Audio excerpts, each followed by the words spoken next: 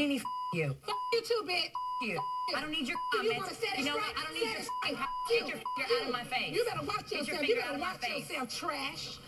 Hello, everyone, and welcome to our full moon in Virgo chart reading. This chart is for the Midwest of the United States, and the full moon will be happening at 2-ish in the morning on February the 27th. So, what do we have here? We have the sun, obviously, down here in lovely sun down here in Pisces. We have the moon opposite in Virgo, both at 9 degrees, forming our full moon here. We also have lovely Venus and Neptune, both in lovely Pisces. So Neptune rules Pisces. Venus is exalted in Pisces, Neptune being the higher octave of Venus. So we have a Piscean powerhouse down here in the third house.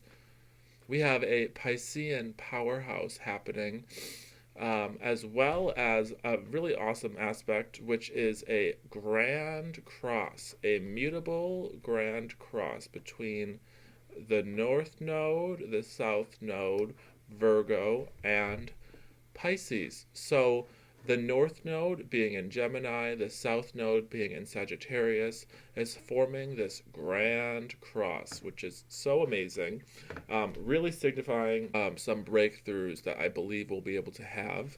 We'll come back to that in a minute. We also have a really cool aspect. We have Mars, the Moon, and Pluto forming a grand Earth kite, which is anchored down here by Neptune, which happens in the sort of following hours and day after the exact full moon. So we'll investigate that as well.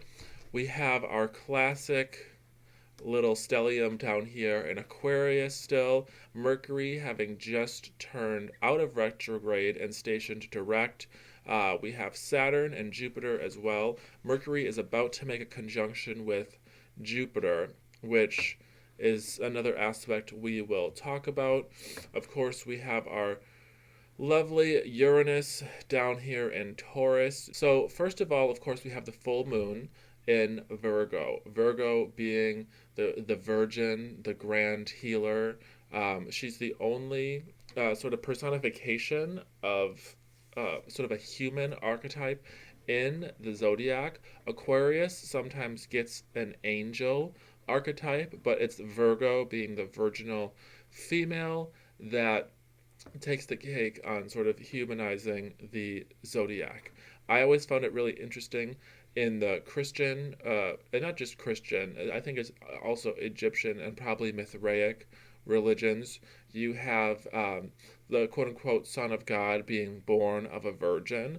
If we take Aries, the first day of spring, and we take, again, the Virgo full moon, usually how it approaches it is the sun finishing the year off in Pisces, then has a full moon in Virgo, before then the sun crosses into Aries for its new moon there. So we have Aries being the man, the I am principle, and we have it being born of a virgin full moon. So I'm not sure if there's a zodiacal connection between that really powerful historic story or not, but I always find that quite interesting. Very dreamy down here with our Sun, Pisces, Neptune, Venus alignment here. We have a lot of sort of dreamy, artistic, super creative capabilities. People forget how creative the Virgo archetype is, but the Virgo Piscean line is so challenging. As Pisces is the final stage in the zodiac, the line between Virgo and Pisces is incredibly challenging, in my opinion. The energy down here in Pisces is hopefully going to give us some creative juiceage to fuel the very dream-like qualities and states that is Pisces season. let's go back to our grand cross here between our mutable signs. So the North Node being in Gemini, Gemini being cognito ergo sum. This is where we're heading. This is where the guiding star is to some degree. And we have the South Node being in Sagittarius. What I found really interesting about this is we have had so much fixed energy for so long between the Mars and Uranus in Taurus, and then all of the planets in Aquarius. There's been no cardinal energy and very little mutable energy to sort of to push projects forward, especially with that Mars and Taurus. It's not getting anywhere fast. We'll just put it that way.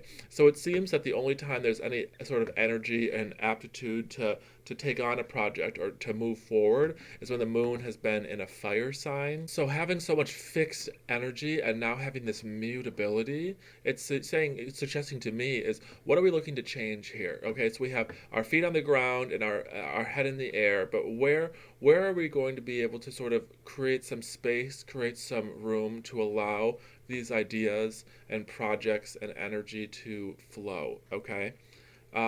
We have the mutability. Like where are we allowing ourselves to change?